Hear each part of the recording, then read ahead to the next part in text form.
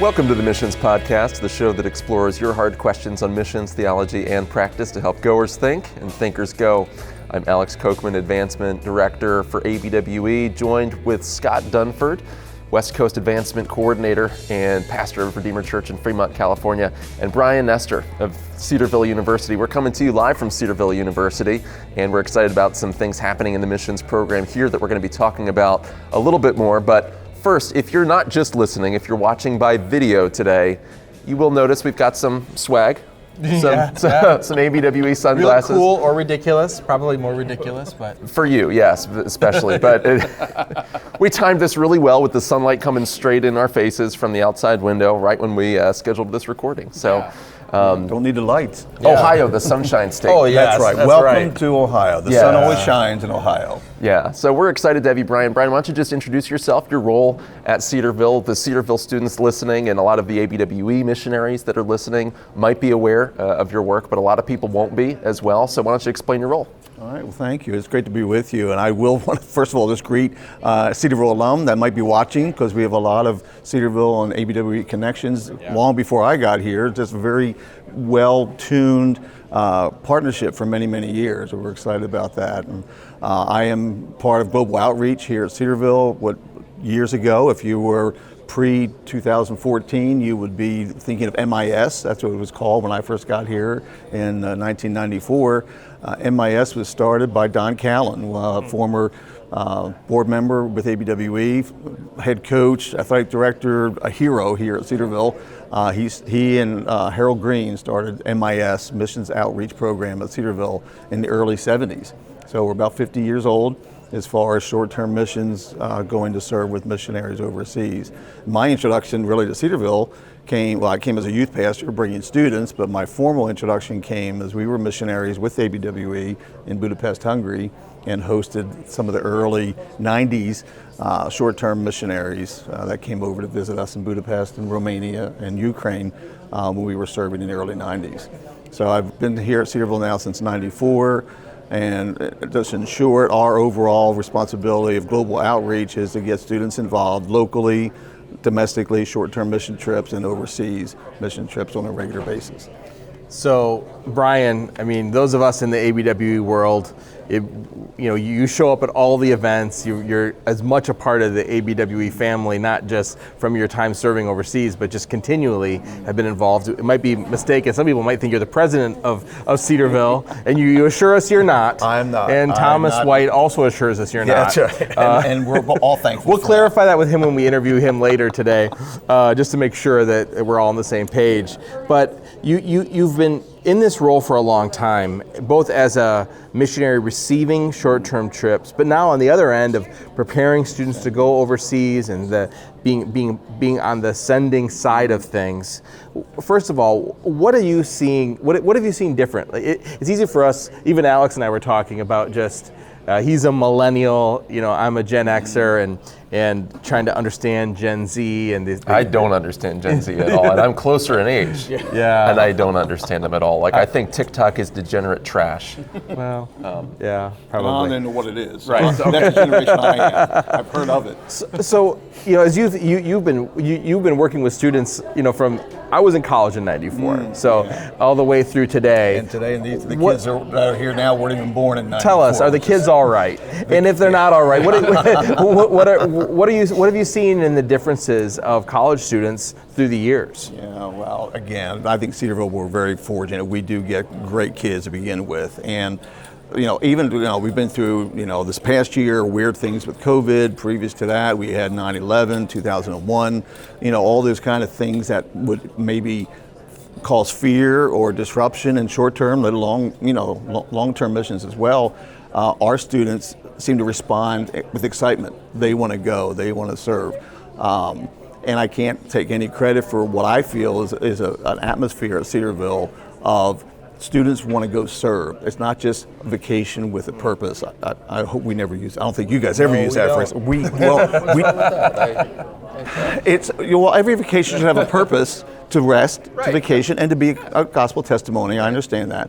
But short-term missions has got to feed the ministry we're going to partner with. And I think that's one of the things that I'm sure it sets us apart, but definitely is part of our philosophy at Cedarville. And it has been since the early 70s with Don Callan. He went to the same place year after year. We've gone to many different places since then. We've probably been to 90 different countries as short-termers. But because I was on the other side, I realized how much work it is, for one. Hosting is a tremendous burden on the field missionary, and we try and train our students be more of a blessing than you are a burden. Because no doubt you are going to be a burden. You know, to host someone in your home, whether it be in another country or here in the States, hosting is tiresome. And if we don't boost the ministry, if we don't add to the ministry, we are just a burden and not at all a blessing. And we want to be sure to be a blessing. And our students have worked hard at that. And we're not perfect. I'm sure we have some, as one missionary partner in another agency says, so far you haven't sent us any duds. So that's a compliment. You know, our goal is no duds. So you're seeing encouraging things with this generation. Absolutely, and they come to me with ideas. So I mean, you know, this year coming out of COVID, we're not going to try and expand a whole lot, because for 2 years, some of our partners that really appreciate and want our teams to be there haven't been able to service, you know, we've not been able to service them by sending them teams. So this year we're trying to get back to more normal numbers, but we're not going to expand into necessarily new fields, at least not to a great extent. So yeah, our students want to go. They are ready. We just had conference last week, and it was a getting started conference, Bible teaching challenge for their walk with the Lord. But a number of them made decisions about missions right away the first week back in school. So the atmosphere here is that way. We always want to make it better. We've had, you know, some ABWE. Last year we had Bobby Howell come give us some field experience. You know, this is what missionaries expect or need when you come to the field. So, you know, I think our students have that heart, but of course we want to train them.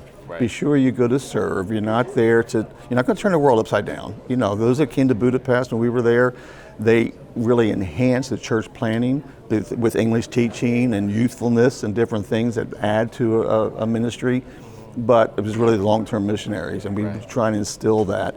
We are just joining in with something that's already taking place. We're not the starters. We hope to be the strengtheners and encouragers along the way.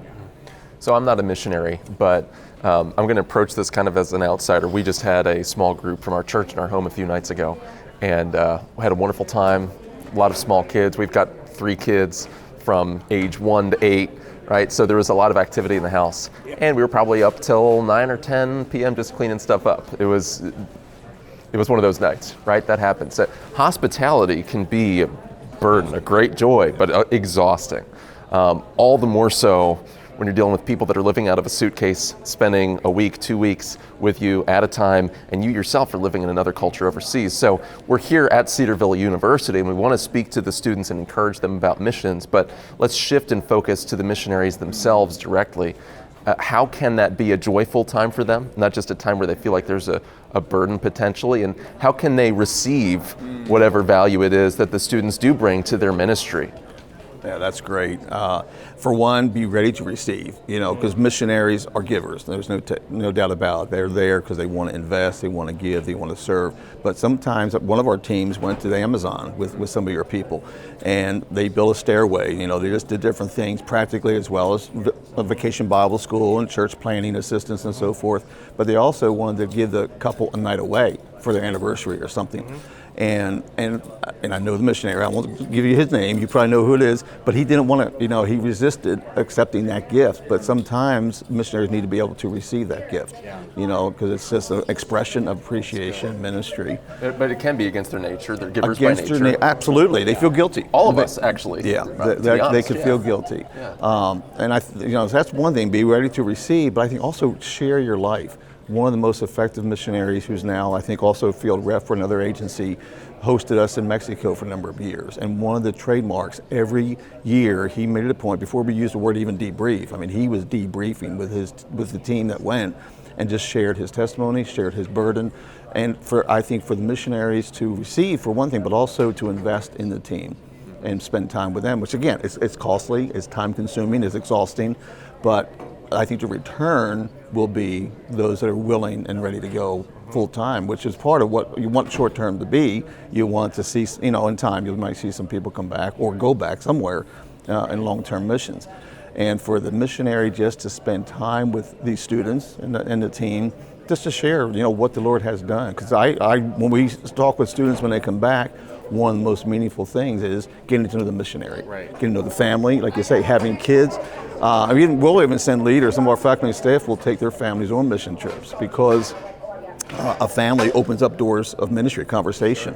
When we were in Eastern Europe, having kids in the van got you through some of those border crossings back in the early 90s. Yeah. If you have kids in the car, they're a little more compassionate than a bunch of old guys. They say you can just wait in line with everyone else, but you have children. So children open doors. There's no doubt about that. And so I think for the missionary, for one, and I meant to say this in the very beginning, we don't want to force ourselves on the missionaries. And I think your agency, ABW, is very careful about that. Because some missionaries either aren't equipped to do it, or they're in a field that would not be allowing, stage of life, stage of life and type of ministry.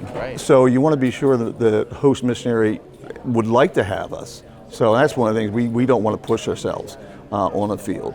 So you want to be sure the missionary really wants and sees the benefit. If they don't see the benefit, no one's going to win. And the missionary's going to be exhausted with no reward, with no blessing, and we want to be sure that the missionaries have a desire to invest that way. So what I'm hearing you say is that sometimes missionaries think that when you're hosting a team, you've got to keep them so busy with activities. And what you're saying is they actually need time to just spend and be with you as a missionary and learn just from hanging around and watching your life and getting to know your family. And laugh together. Do stupid things. I tried to, one of our first leaders that came from Cedarville back in the 90s. Do stupid things. Okay. Well, yes. There's a book you can work on that. Well, missionaries can write the book on that. Yes, because when you're learning language, you're trying to learn a language. And I ordered something. We were bringing the leader back to the airport a little early. It was Dr. Dixon's wife, the earlier president here at Cedarville, and she led a team to Hungary back in 1992. And I was trying to order something at a restaurant with my very broken Hungarian, and I did not order well. I ordered cow brain or something, and the waiter with very good English said, "Sir, would you like to order something else? I don't think you really want cow brain." So, being able to laugh is huge. They saw you weren't eating your food and they said, "Sir, are you still hungry?" Well, and they called it right off the bat. He said, "This ignorant American, he does not know how to order it in the Hungarian language." So just if you don't enjoy it, if you don't see the blessing of it, it's going to be too much work for the host. Well, and people always make a big deal about so the Apostle Paul was a short-term missionary. So much of his travel was just checking in on believers and young churches and seeing how they're doing. I think there's a legitimate ministry of presence that we can have with short-term missions, where maybe your best ministry is just in encouraging and being there with. Shoulder to shoulder with the missionaries. Just to lighten the load. What are some other best? When you think of the teams, when you think of your teams that come back and go, "I love this experience," and you want to send teams there again, what are some other best practices that you've seen on the field that maybe our missionaries that are listening that would be like, "Ooh, that'd be something I would love to try with a team"? What are some of the other good things that you've seen missionaries do on the receiving end?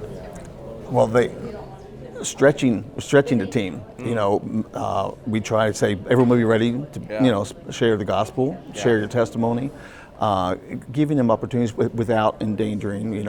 I think sometimes we as a collegiate group may send some people because in many places youth is great, but in other places gray hair is more important. So I think one of the best practices is really knowing what will help the field. And that's where communication is so crucial, whether it be a field team together or us sending short-termers, just knowing what best suits the field. And I think that's where our students have really done well. And we're talking to some, of course, that are going to go back after 2 years of absence, and just finding out what the field really wants. And for the missionary, they just need to let us know, because I'm afraid because Cedarville and other short-term groups have done it for a long time. They think, well, they know what they want to do. We'll service them.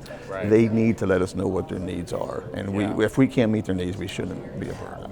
I remember one of the very best trips I was ever a part of. One of the great things that missionary did was just simply set up strategic times for us to just be around nationals. believers and unbelievers, different age categories. And that was what very much impacted me, was just those conversations on those long, everywhere you go, you're going to spend a lot of time in a van or a bus, and being able to not just talk with my teammates, but being able to talk with the nationals that were riding along with us made a huge impact on me and everyone on that trip.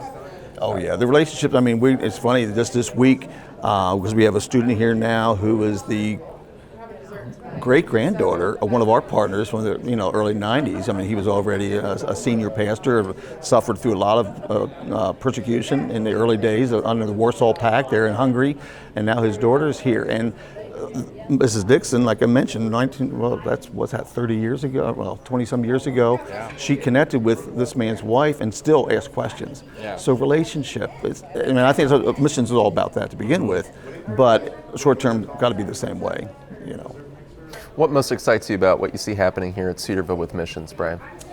Well, our president, and as you get to talk to him, he wants every student to go. For one, that's going to be a lot of work for us. We got a great team that, and the whole college works hard at that. So there's 4 of us at Global Outreach that make it happen, but with faculty that are behind it, the administration's behind it.